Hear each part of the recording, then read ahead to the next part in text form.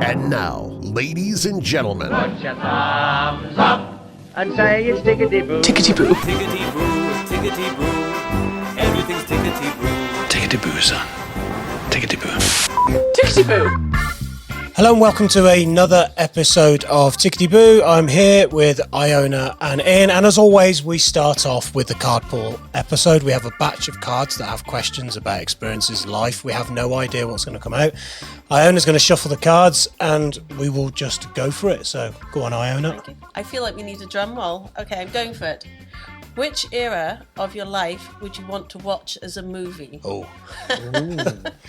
I guess it depends on the genre. It does, yeah. Is it going to be a drama or A horror. a horror? Yeah. a car crash movie, yeah. I don't know, what would you pick? Oh my gosh, it's... Do you know what? I honestly would possibly pick the last 2 years with everything I've been navigating. The last 2 years of... Like right. Just the last 2.5 years with everything I've navigated, from life changes, from loss to overcoming it, for pausing, the power in the pause. So I think I would do that. So we've got the rise and fall of the drama of endless loss. So what are you searching for then when you're watching that? That I think to seize the day, and the moral of the movie would be every moment counts, but you need to be present and pay attention to the now before people are gone and before it's too late. That's a pretty good lesson to take Thank from a chapter of your life. What about you, Ian? Where would you go back to? Now, if I was going to watch a film, I'd say the last 5 years would be the one that would make easiest watching for me. Mm-hmm.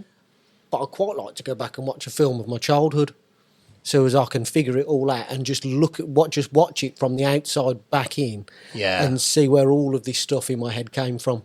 Yeah. And that, I think definitely just go back and watch that, because I think that would be more of an educational one. It'd be good.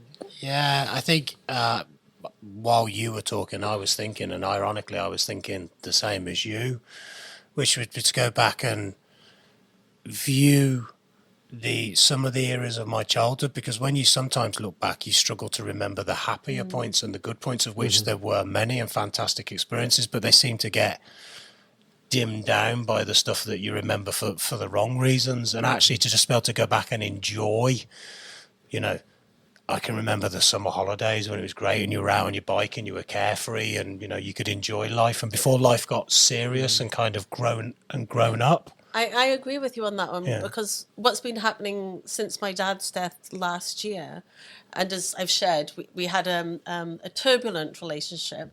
I'm actually meeting more and more people who had such a good bond with him and found him to be a really great person. And I definitely had so much anger towards him that I'm like, oh, well, that would be really interesting, because I'm remembering more and more bits and I'm hearing other people's more positive stories. If it was to be a tragedy, it would definitely be my teenage years, but that would make for some... I don't. For me, it would be pre-teenage years, I think. I'm 100% resonating with that, because I'd like to go back, just watch a point. It's not about learning; it's just about being carefree and just doing what you were supposed to be doing, which is just being a kid. Yeah. And also, it would make a great documentary for actually going out and playing, going out in the morning and not coming back till night, not sitting in front. A lot of guys now, they'd replay their life and it would be sat in front of a games console and never going out. Well, we've talked about this previously, haven't we? At some point, and we don't really remember when it was, we stopped being kids and having fun in the way that we had it as kids. Life becomes more serious, and it's almost like there's this unwritten rule that we can't enjoy, and it's almost like looking back there, I think there's lessons in actually that we could apply into today's life. Definitely. And as you were talking, I was remembering a time when we lived in Colchester before we even came to Birmingham, and I remember playing in the cornfields, and it was absolutely baking hot summer, and I just remember lying in the cornfields with some friends, just talking rubbish and being free. And I was thinking, and all of a sudden it was like a little anchor. That feeling just came back, and it actually felt really nice. What a lovely anchor. Yeah, that to me is living. Yes. You know, you were just in that moment, not a care in the world, just taking it all in. And how often in our adult lives do we really get to that space? I rarely get to that particular space. Me personally, I've reverted recently to being, well, I'm probably more of a child now than I was when I was a child. But, Yeah, I think it's that ability to just enjoy the moment. I think in adult life now, I know for me certainly, I can be in one thing, but another part of me is so busy figuring out the next move. yeah. And the next thing I need to get done, or the next place that I need to be to, which doesn't really allow me to enjoy the now. That's absolutely true. And that actually sums up what I was kind of saying, but not saying.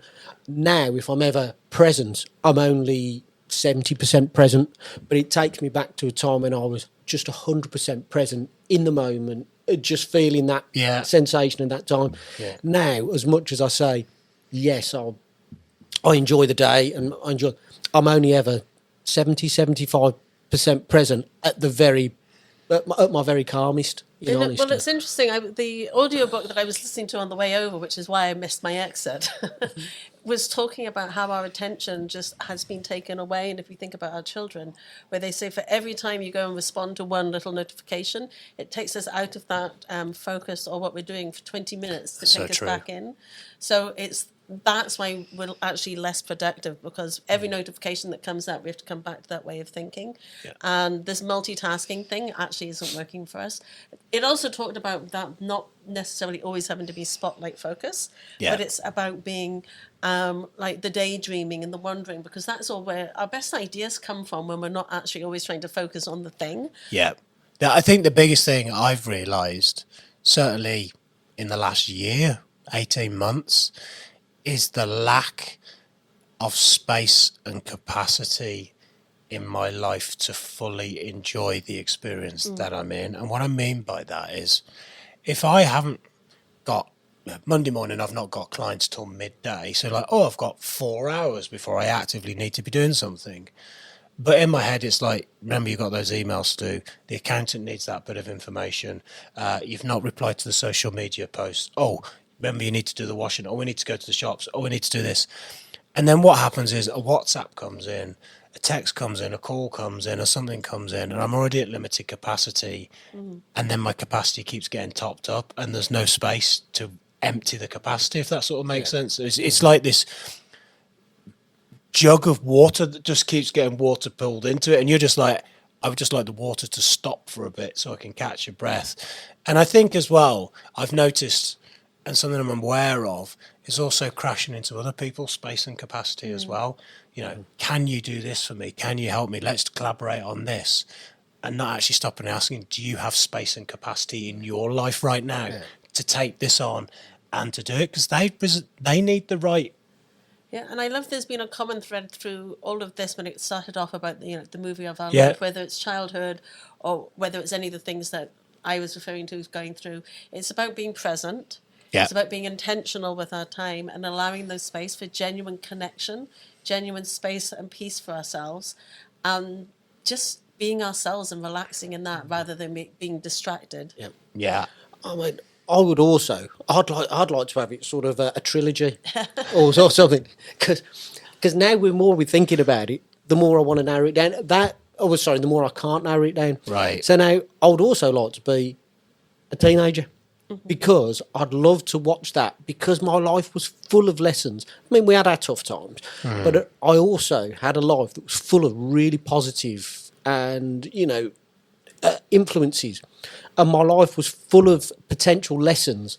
And I'd like to go back and look and see how many of them pass me straight by. And I'll probably look back and go, I could have figured this out for when I was 12. But and pause it every few frames. Red flag. Yeah, red flag. Red flag. But if we keep it lighthearted, then if you were to go back and it's a reboot, which actor's playing you? Ooh. I would have Jennifer Aniston. Yeah. I'm just trying to think of a good-looking brown one. I'm thinking for Ian, Will Smith. That'll do. Yeah, I guess, yeah. I really don't think he'd take that part, but... Put I'd aside be the in for it. obvious issue, I want Denzel Washington. Yeah, I think, we're having a bit of a laugh about it, but I'm kind of picking up the common theme here is, without really saying it, when you look back, you're reflecting on the moments of peace and happiness, not necessarily what you were achieving. Yeah. Yeah. I think now we tend to focus on what we're achieving, and if we stop, then there's this feeling of, oh, I'm not achieving, I might be slipping back. I think it's almost like reverse psychology, isn't it? Yeah. I love these card pull episodes because you just never know where you're going to go. You're Will Smith, I'm Denzel Washington, you're Jennifer Aniston, there you go. That's the end. But yeah, well, that's a win for me. I'll just take that one. And, Well, I was going to say Chris Rock, but you might give me a slap, so we'll leave it at that. As always, these micro card pull episodes, we really enjoy them. Thanks very much for watching, and we look forward to catching up with you in the next episode of TicketyBoo. If you or someone close to you needs to access mental health support, please contact your GP, or if it's out with normal office hours, get in touch with NHS 24 on 111. Alternatively, contact the Samaritans on 116 123. All calls are free of charge from any phone. You can also find more support information on the TicketyBoo website, ticketyboopodcast.co.uk.